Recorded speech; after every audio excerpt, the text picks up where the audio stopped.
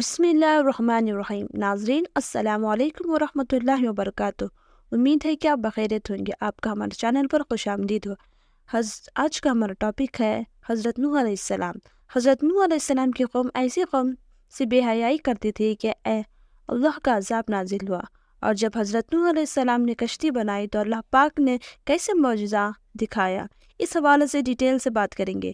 تمام دوستوں سے اس ویڈیو کی آخر تک دیکھیں، کیونکہ اکثر لوگ اسلامی واقعات نہیں جانتے تو اپنے بچوں کو کیسے اس واقعات کے بارے میں بتائیں گے۔ آپ سب سے گزارش ہے کہ اس ویڈیو کو آخر تک دیکھیں۔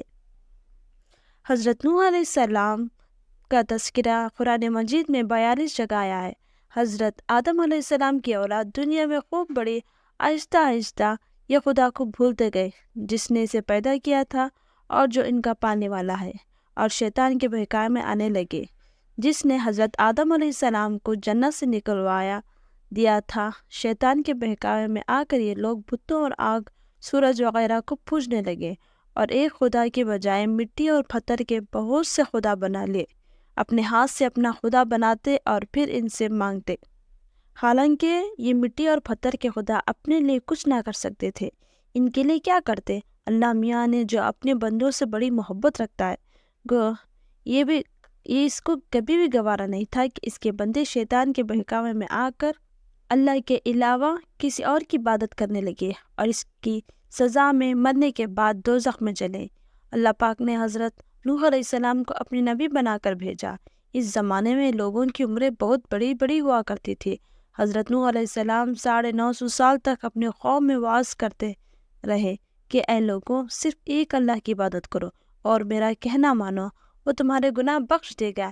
لیکن لوگوں نے حضرت نوح علیہ السلام کی باتوں کو نہ مانا اور اپنے کانوں میں انگلیاں ڈالی اور کپڑے اوڑھ لیتے تاکہ حضرت نوح علیہ السلام کی آواز کانوں تک نہ پہنچے۔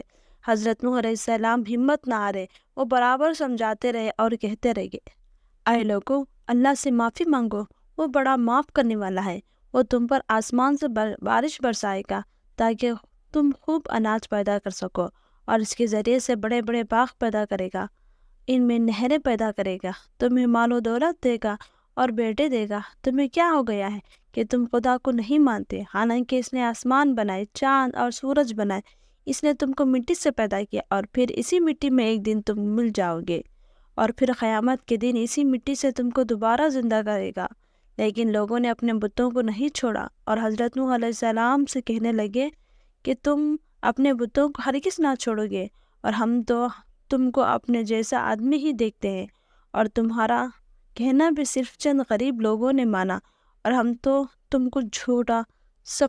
حضرت نوح علیہ السلام نے کہا کہ اے میری قوم، میں تم کو جو نصیحت کرتا ہوں اس کے بدلے میں تم سے کوئی مال و دولت نہیں چاہتا، اور جو غریب آدمی مسلمان ہوئے ہیں وہ اللہ پر ایمان لائے ہیں، ان کو میں اپنے پاس تمہارے کہنے سے نکالوں گا نہیں۔ اگر میں ان کو اپنے پاس نکال دوں تو خدا کے عذاب سے مجھے کون بچائے گا؟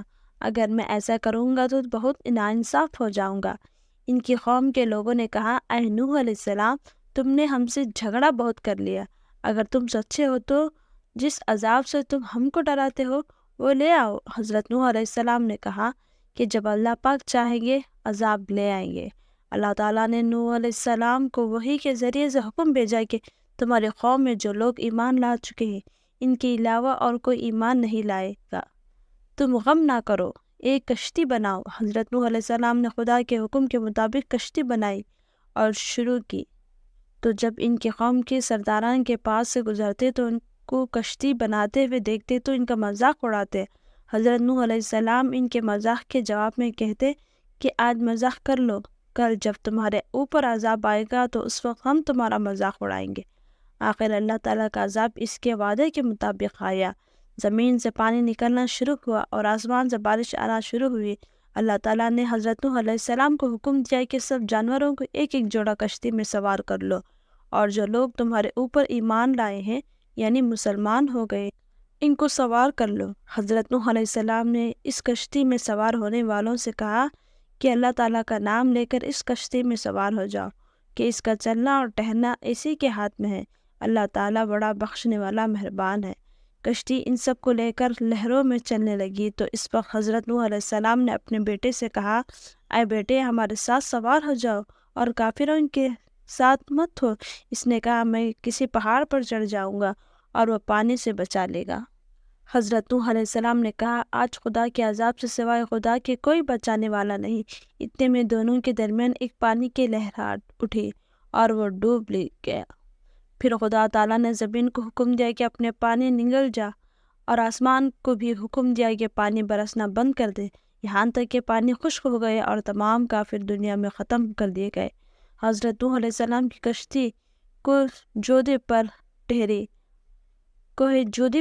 حضرت نوح علیہ السلام نے اپنے پروردگار سے عرض کیا، اے میرے پروردگار، اے میرے رب، میرا بیٹا بھی میرے گھر والوں میں سے ہے اور آپ کا وعدہ سچا ہے۔ یعنی حضرت نوح علیہ السلام کا مطلب تھا کہ اے اللہ تعالیٰ، اپنے وعدہ فرمایا تھا کہ تیرے گھر والوں کو اس طوفان سے بچا لوں گا، پھر میرا بیٹا کیوں ڈوبا؟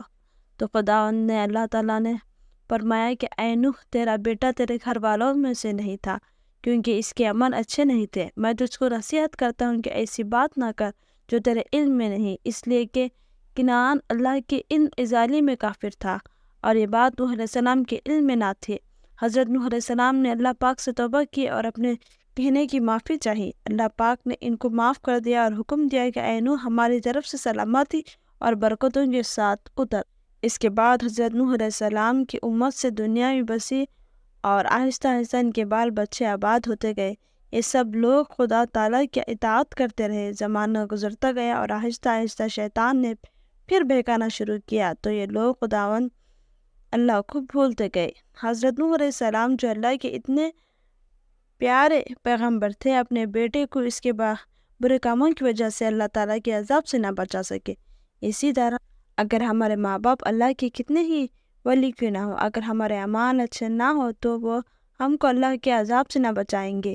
ہم کو اپنے بزرگوں کے نیک عمل کا سہارا نہیں لینا چاہیے، بلکہ اللہ اور اس کے رسول صلی اللہ علیہ وسلم کے بتائے ہوئے کاموں پر عمل کر کے نیک بننا چاہیے۔ اسی وجہ سے اللہ تعالیٰ نے قرآن مجید میں کہا ہے کہ اگر تم ایک ذرہ برابر بھی نیکی کرو گے تو اس کا بدلہ ہم تم کو دیں گے، اور اگر یہ ذرہ برابر بھی برا عمل کرو گے تو وہ بھی تمہارے سامنے آ جائے گا۔ ناظرین، ویڈیو اچھی لگی تو لائک اور سبسکرائب ضرور کریں۔ جزاکم اللہ خیرا و احسن الجزا۔